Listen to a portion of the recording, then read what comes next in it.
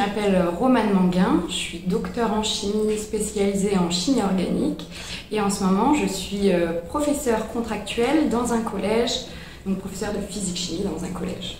J'ai fait un bac scientifique et comme j'étais dans les premières de la classe, je suis allée en médecine. Et là je me suis ratée complètement, ce qui arrive souvent quand on n'aime pas la biologie.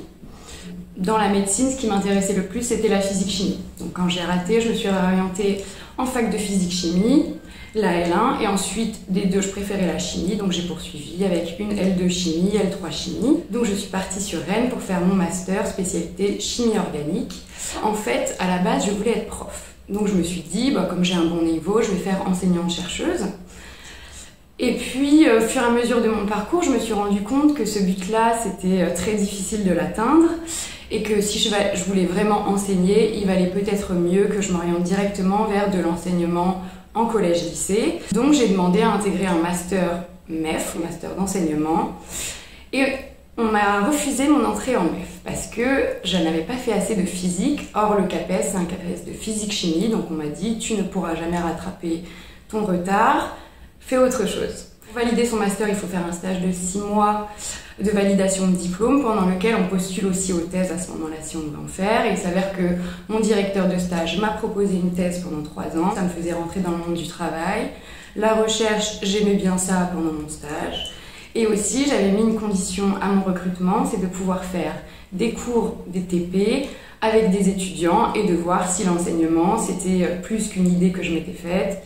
Et que quand je le faisais vraiment, ça m'intéressait toujours et que j'étais en accord avec mon projet. C'est ce qui s'est passé, j'ai commencé ma thèse à Rennes, donc j'ai pu faire des TP, j'ai participé aux Olympiades de la chimie. C'est des concours qui sont organisés dans les lycées sur des épreuves de chimie, donc voilà, je m'occupais de préparer les salles de classe pour les terminales. J'ai aussi fait des TP avec des premières années d'ingé et des prépas d'école d'ingé.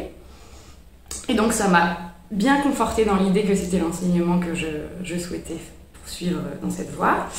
Voilà, j'ai obtenu ma thèse et ensuite j'ai décidé de retourner vers l'enseignement. Donc je me suis inscrite au CAPES que je passe dans un mois. J'ai également contacté le rectorat pour dire que je voulais bien être professeure remplaçante de l'éducation nationale. Et donc on s'enregistre sur une région, sur un site. Et ensuite, le rectorat nous appelle s'ils ont besoin de personnes de remplaçantes. Là, j'ai eu beaucoup de chance parce qu'on m'a proposé directement un contrat de 6 mois de remplacement dans un collège, en temps plein. Un professeur contractuel de physique-chimie, donc c'est un temps plein là, donc ça fait 18 heures avec les élèves. On a aussi 1 heure de labo, parce qu'on fait des TP évidemment pendant les séances, donc il faut aussi que nous on prépare les TP. En réalité, ça prend plutôt 3-4 heures par semaine.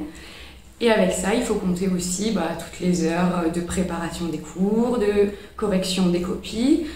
Donc quand on dit qu'on a un 18 heures de temps avec les élèves, on a vraiment un temps plein de 35. Même moi, je suis au tout début, donc je dois créer tous mes cours. Donc je suis plus à 40-45 heures au départ. Alors, ce que je préfère dans le métier d'enseignant, c'est vraiment le contact avec les élèves, d'être dans le partage, la transmission des savoirs, d'expliquer tout simplement ce qu'est une réaction chimique, ce que ça veut dire la conservation de la matière, la conservation des atomes.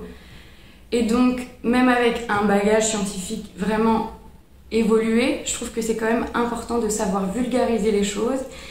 Donc là aussi, c'est à moi de trouver des acrobaties pour qu'ils restent concentrés, ou alors je dois changer de support très régulièrement pendant le cours pour les capter pendant 1 heure.